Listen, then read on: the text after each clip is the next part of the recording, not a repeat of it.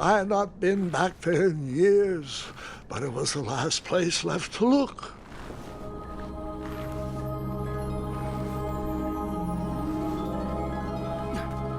Those lost wishes weren't the treasure I was after. Those lost wishes weren't the treasure I was after.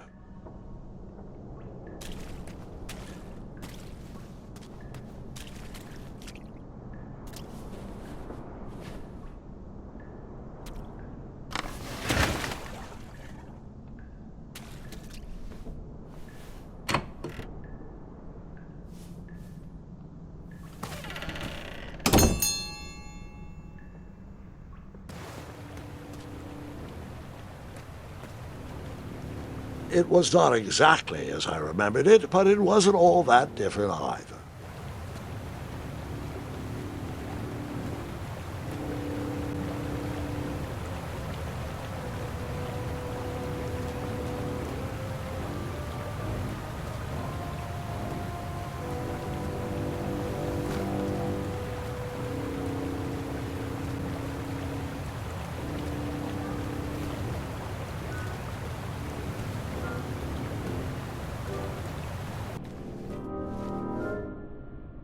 Two odd contraptions guarded the lost treasure.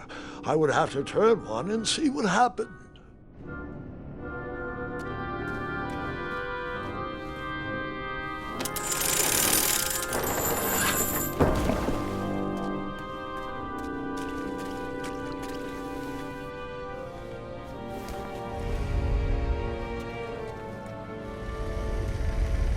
Buckets, barrels, butter churns, and beds were jammed into every nook and cranny of that cave. It all seemed so familiar.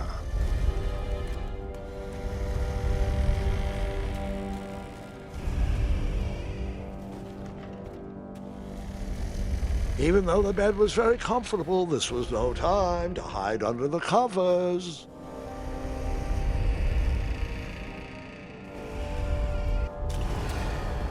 Wait.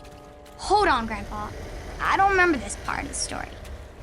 Beds hanging from stalactites? We'll get there, Gwendolyn. Don't worry. No detail in this story will be overlooked. Now, where was I? Ah, yes. As I treaded through the river of rumbling trundles, I feared I knew the source of that deafening wind.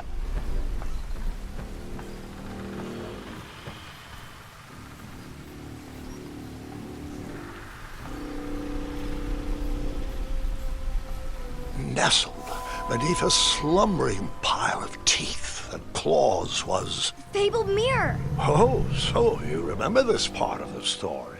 Well, dragons are my favorite. Do you want to tell this part? Yes. King Edward sent me, the greatest knight in all of Daventry, on a quest to return his stolen mirror. A gigantic, hulking beast of a dragon was the last thing in my way to... My way to add a shinier hat to my collection.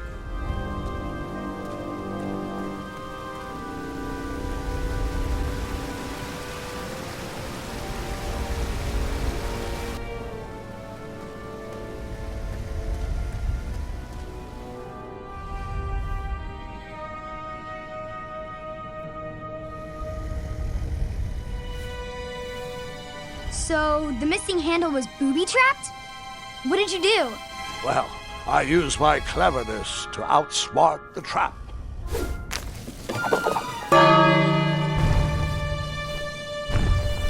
Then I used my cleverness to hide.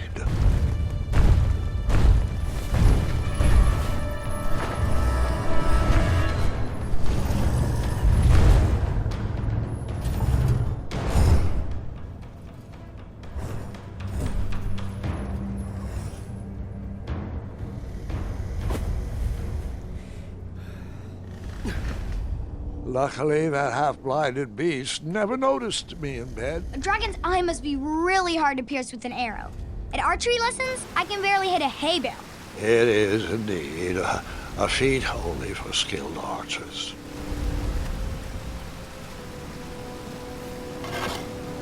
I tried to turn that crazy contraption, but it was missing a handle. Someone tampered with it, creating some silly conundrum. What did you use to...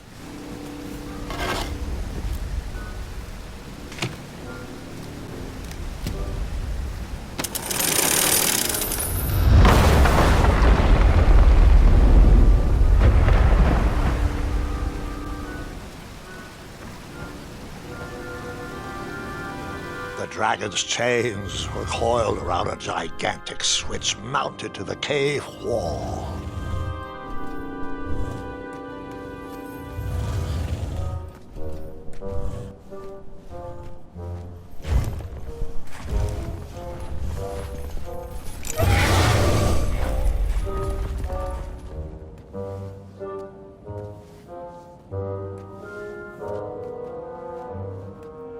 After he briefly basked in the sun, the narcoleptic dragon went back to snoring. I probably sleep all day too, if Amira was my only friend.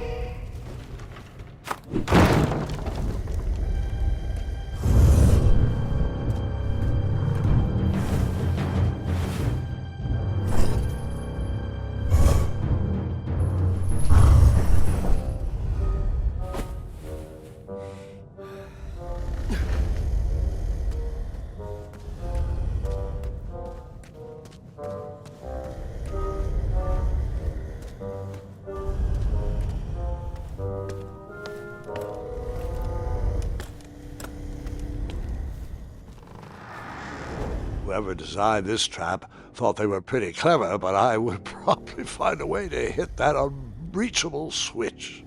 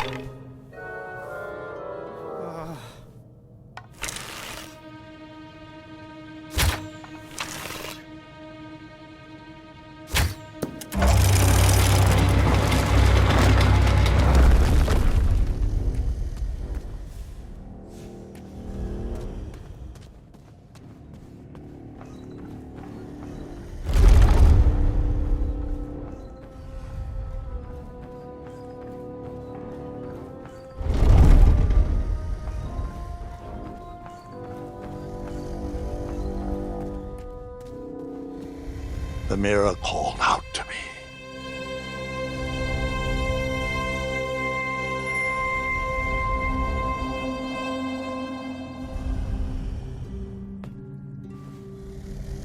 A ridiculous feeding contraption was cobbled together to keep the beast and probably its owner alive.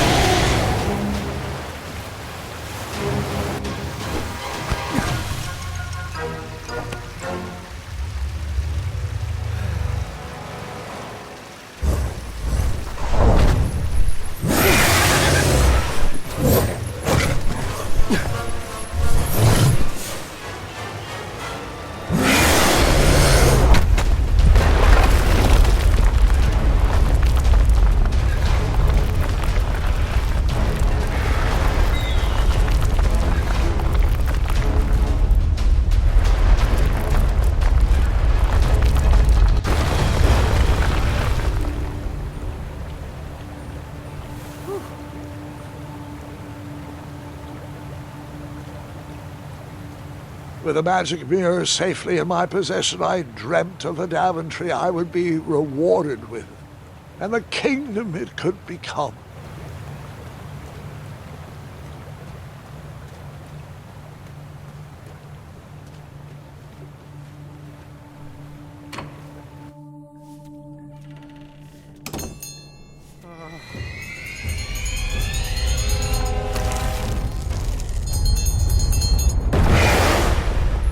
In that split second, I had three choices in front of me.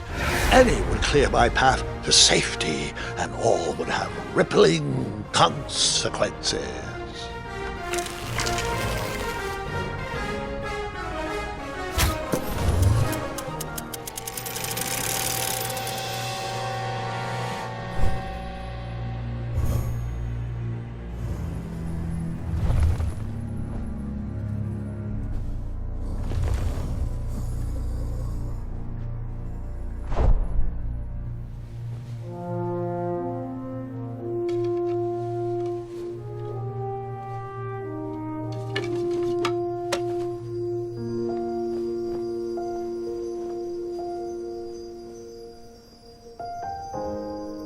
My hands were shaking and my arms could barely grip the rope, but with the last of my strength, I climbed out of the well and headed back to the castle. Ever since the magic mirror returned, its reflections have warned the kingdom of danger, kept our family safe, and it has exposed many troublesome crumbs tangled in my beard. Yeah. King Edward was so proud that you returned his lost treasure that he made you king. Everyone knows that part. Now, can we get back to that dragon? Gwendolyn, there is so much more to my stories than dragons. I hope this old cap will be remembered for far more than the action tattered across its brim, sewn into the seams of many hidden adventures. All right, let's get back to the dragon. Tell me everything. Like, why did you set the dragon free even though he was trying to eat you? I set him free because, well, over the years I realized that the dragon was not the despicable, hideous beast Daventry had made him out to be. He was just a caged animal that was never shown any kindness. On that day, I forgave the dragon for his atrocious past. You have such a bizarre way of making friends, Grandpa. I guess I do too. I'm known as Gwendolyn the Popular back home, but only to my stuffed bunnies. I've always found it best to pursue friends where I can, though they don't always feel the same about me. All right, you two. Grandpa needs to rest. Gwendolyn, it's way past your bedtime. Sleep well, Grandpa. I'll be back first thing in the morning. I don't need rest. I'm as spry as I've ever been, though I wouldn't mind a slice of magic fruit.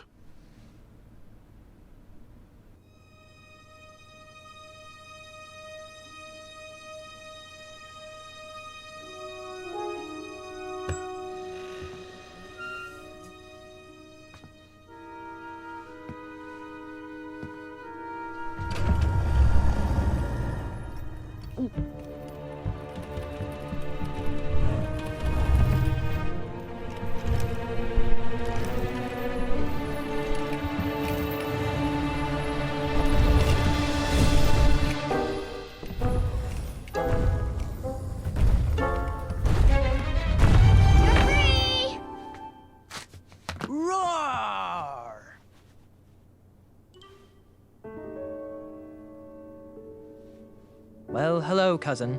Guard! I'm glad you're finally here. He's been asking about you for days. I had to sit through the same story 5 times. We got here as fast as we could, and I like Grandpa's stories, especially the ones with dragons. Ah, yes, the legendary beast that he set free. I don't know if he forgets I've heard that story before or he doesn't care, but he loves telling it to anyone that will listen. I'm pretty sure I heard the nursemaids telling his same jokes in the hall. Have you heard anything the doctors are saying? Yes, doctors, wizards, magic elves. Grandfather is fine, Gwendolyn. They all say the same thing. He's just old. He still has a few good years left. Look, we're all excited that your family made the trip, but there's no need to worry. You should get some rest. I'm sure you're scheduled for a full morning of Grandfather's hilarious ramblings. Oh, I'm also scheduled for the tournament tomorrow. Ah, yes, the fencing tournament. You'll love it. I'm, of course, favored to win and will make sure you have the very best seat to view my victory. The courtyard will be filled with important people and delicious hors d'oeuvres. Oh, I'm actually competing in the tournament.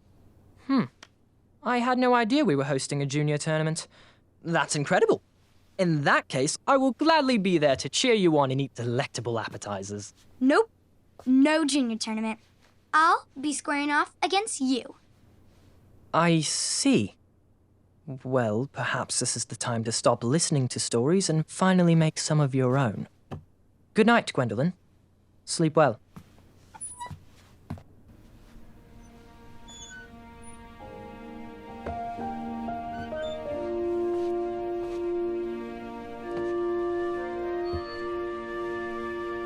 Come in, Gwendolyn. You can set those on the nightstand. Grandma said to take 3 spoonfuls of each. I'll get to those. No need to fuss over me. Now, let's talk about far more important issues, like that fencing tournament. I hear you're competing. Well, I signed up, but I'm not so sure anymore. Nonsense.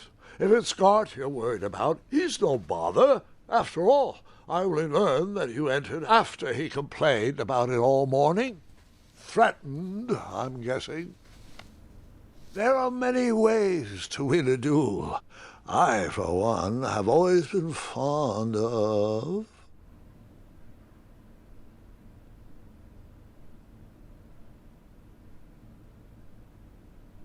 treating my opponents with respect. You'll be surprised what opens up to you. A lovely fellow once told me the fastest way to anyone's heart is through their stomach. Speaking of, that reminds me of a story, one I know you haven't heard before. When I was a much younger lad, before I was a knight, before I'd been to Daventry, and even before I'd seen a dragon. It's a tale about